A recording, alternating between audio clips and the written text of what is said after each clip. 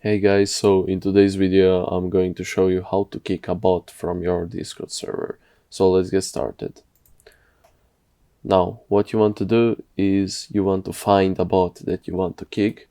For example, you can either find him right here and you can kick him right here, or you can go right here, go to your server settings, down to your members, and now you need to just choose a bot that you want to kick. For me, let's say I want to kick this bot.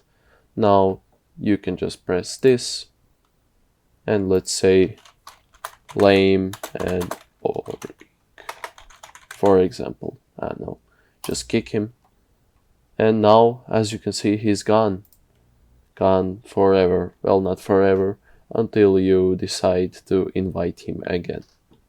Anyhow guys, I hope this video helped you. If you did, leave a like. If you want more videos just like this, well, subscribe. And if you have any questions, feel free to ask down below. Anyhow guys, have a nice day.